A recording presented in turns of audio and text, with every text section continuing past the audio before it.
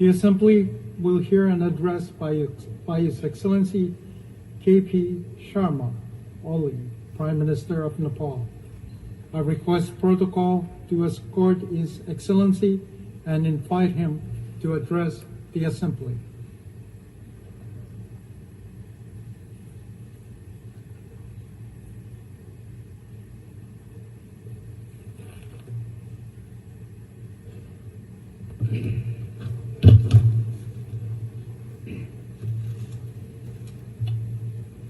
Mr. President, Your Excellencies, the heads of the state and government, Mr. Secretary General, distinguished delegates, ladies and gentlemen. I stand here as a humble representative of 30 million proud Nepali people.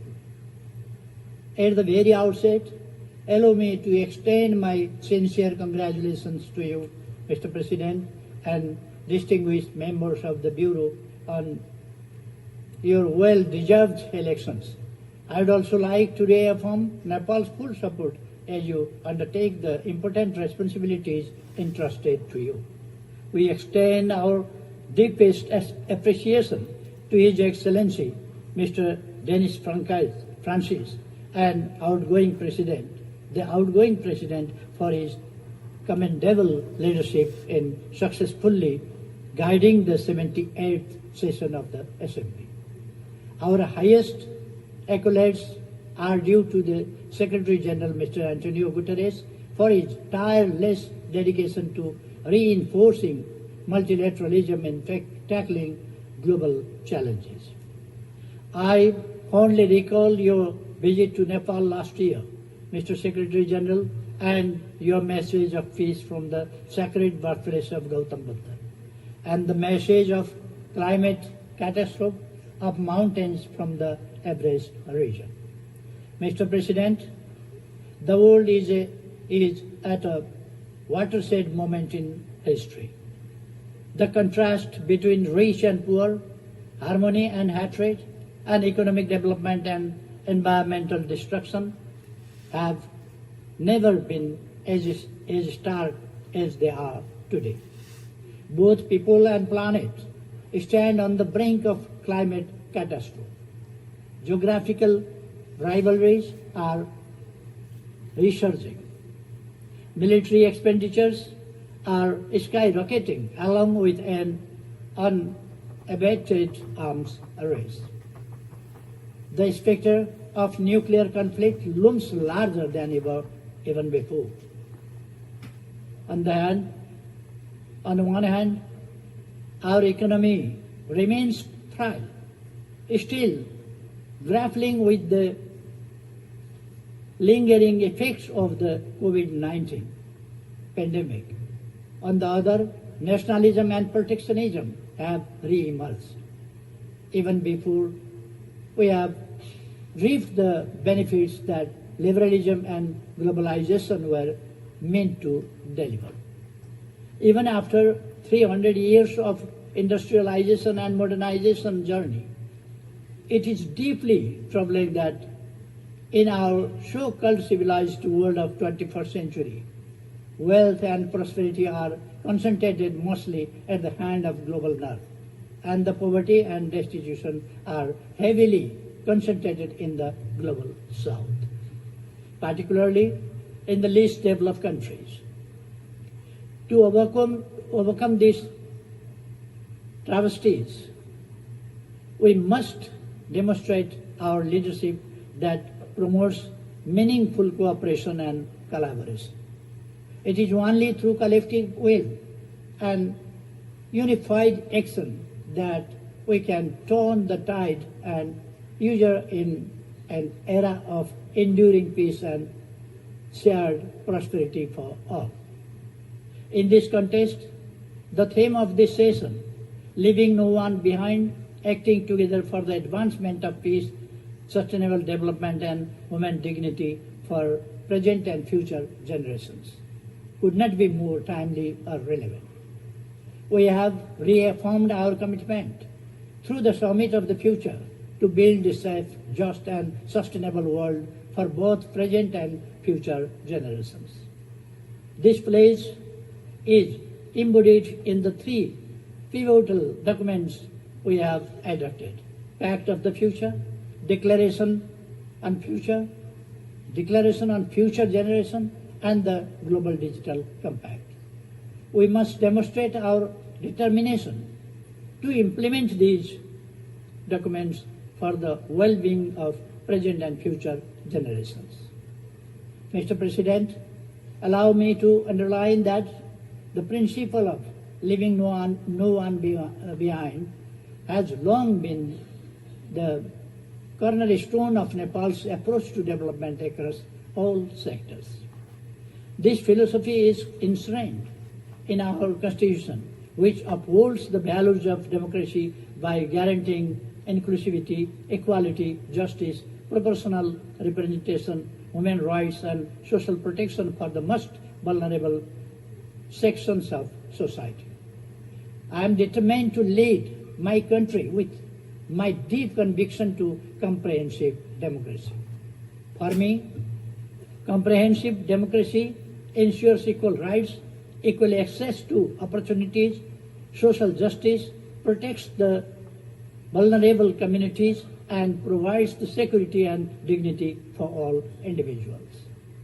Democracy goes far beyond the right of the people to choose their leaders. It is about leading the people towards prosperity and happiness so that they could feel highest level of dignity. At the international level, sovereign equality and mutual respect constitute the backdrop of comprehensive democracy. These principles are essentially for building the frameworks of a just, inclusive, equitable, representative, and accountable global order. Mr. President, as a nation emerging from conflict, Nepal deeply understands the profound value of peace and political stability. Since the signing of the Comprehensive Peace Accord in 2006, Nepal has been firmly focused on completing the peace process at the earliest. Immediately after the formation of my government, Parliament passed a transitional justice bill to settle transitional justice issue once and for all. While we implement the law, we will uphold victims' rights, including truth and justice. We will also use reparations and reconciliation to heal the wounds and scars of conflict period. We appreciate support from international community, including the UN system, in this regard. The present government, formed by the collaboration of our two major political parties, is determined to secure stability while driving economic transformation for the inclusive and equitable prosperity to our people. At this juncture, stability and economic transformation are paramount to us than our periodic competition in elections. We have dedicated ourselves to realizing our national aspiration, prosperous Nepal, happy Nepal.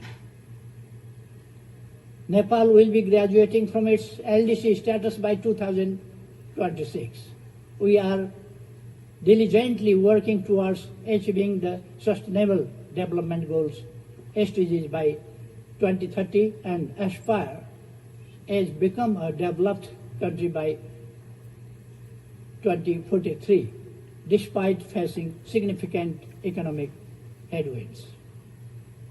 However, our path to achieving the SDGs remains fraught with difficulties. We are confronted with a substantial financial gap of about $24 billion to attain the 2030 agenda. In this backdrop, Nepal hosted the IDA 21 replenishment meeting last June, underscoring the crucial need for continued and enhanced support from the International Development Association along with other development partners. In this pursuit, we strongly reiterate our call for enhanced, predictable, and sustained international support. Mr. President, climate change has emerged as the gravest threat to our planet, people, and prosperity. My own country, Nepal, is particularly hard hit. We stand as one of the most vulnerable nations to climate change and are ranked as the 20th most disaster-prone country in the world. Of utmost concern is the alarming rate at which the pristine Himalayas, often referred to as the third pole, are losing their vast snow reserves. This loss threatens water availability for billions of people living downstream, extending far beyond the borders of my country. Nepal has hugely been contributing to the health of our planet through its forests, mountains, and rivers. Yet, despite these efforts, we continue to bear the brunt of climate change. In this context, we call for climate justice. Our mountains play a crucial role in regulating the climate and ecosystem of oceans with their snow-fed rivers flowing down to the oceans. Nepal's Himalayas, as a natural climate stabilizer, help maintain a cooling system in a region situated in the hottest zone of the planet between the Tropic of Cancer and Capricorn. Given their significance, it is essential that the mountain agenda should receive the due attention in climate negotiations. Nepal is steadfast in its commitment to the Paris Agreement and aims to achieve net zero target by 2045, 5 years earlier than global target. As climate change is a global challenge, it demands global action and collaborative efforts to address its widespread and cascading impacts. Adequate climate financing, including loss and damage fund, is crucial to support climate resilient measures and infrastructure for adaptation in developing countries, not least in LDCs. Mr. President, Nepal's land is blessed with the wisdom of enlightened great sages from both the Hindu and Buddhist faith, particularly the teachings of Gautam Buddha. This profound legacy has shaped our world view to seek global harmony, peace, and security. The values of love, harmony, tolerance, and empathy, as espoused by Gautam Buddha, hold even greater relevance today than they did over 2,500 years ago. But to our deep dismay, the world is increasingly distressed by division, suspicion, hatred, and enmity. Nepal firmly believes that dialogue and diplomacy are the sole means to resolve conflicts, including in Ukraine and Middle East. It is through love and compassion that hostility and hatred can be overcome, paving the way for lasting peace.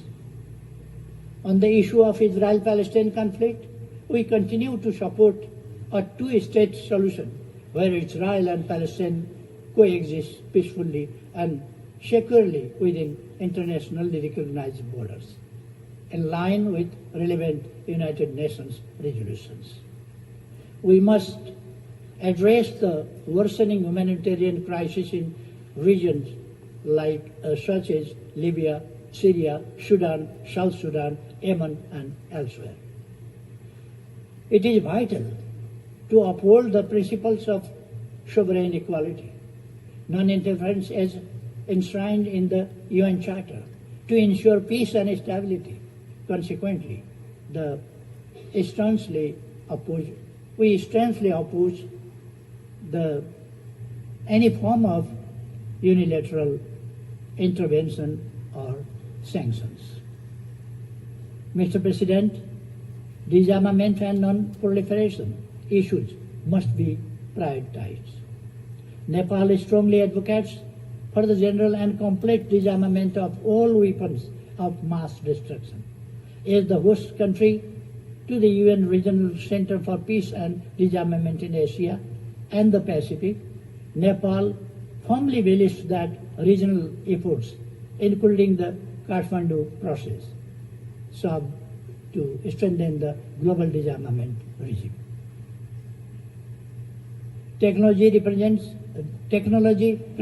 a double-edged sword, especially for the least developed countries. If we harness it, we can make remarkable progress. If we fail, it will leave us further behind. We call for technology transfer to enable us to catch up. Mr. President, Nepal has always adhered to a peaceful, independent, balanced, and non-aligned foreign policy based on the principles of Panchashil, the UN Charter, international law, and norms of world peace.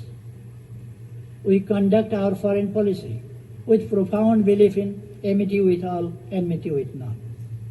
Nepal remains committed to further strengthening its close, cordial, and constructive relations with its immediate neighbors and beyond, rooted in the principles of mutual respect, sovereign equality, territorial integrity, non-interference in each other's internal affairs, and peaceful coexistence.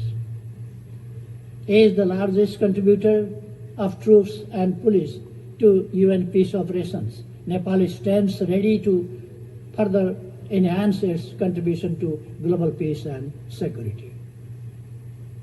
Nepal believes it is our rightful call for having commensurate representation in the leadership positions both at the UN headquarters and in the field, reflecting our significant contribution. Mr. President, Nepal firmly advocates for the reform of the UN system to make it more effective, democratic, transparent, and accountable. We firmly believe that stronger multilateralism with the United Nations at its core is the only path forward to tackle the numerous global crises we face. We echo a call for substantial reform of the global financial system as aptly described it by Secretary General Mr. Antonio Guterres as morally bankrupt.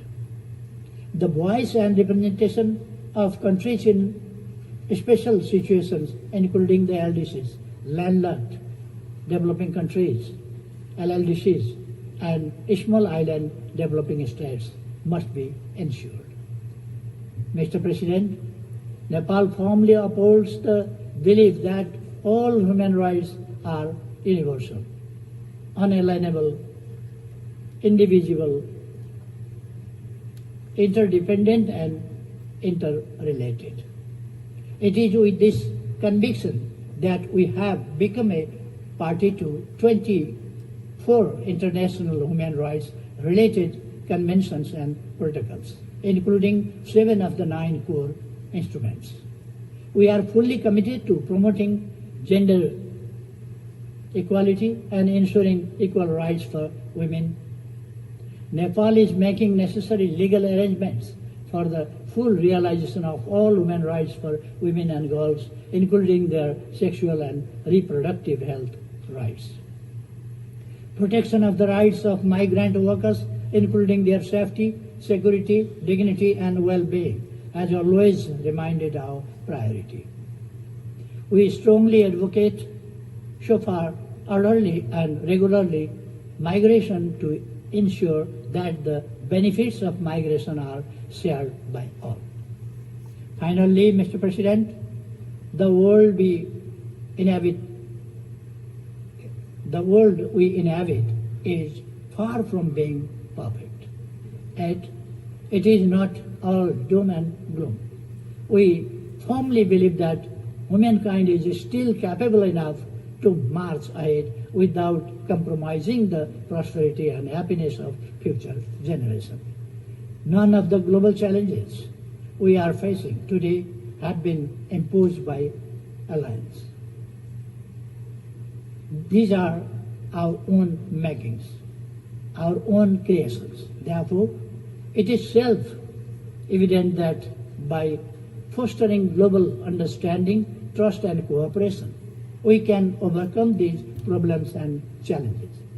A just, inclusive and equitable world order, as well as sustained prosperity and attainable when we collaborate effectively.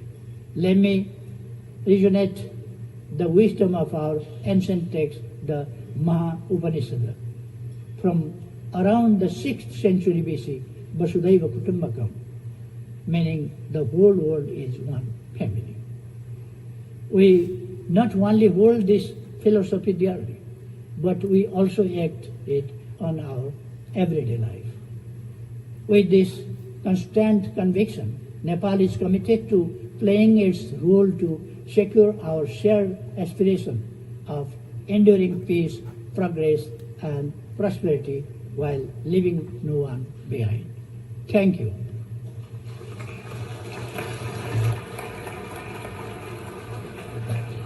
On behalf of the Assembly, I wish to thank the Prime Minister of Nepal.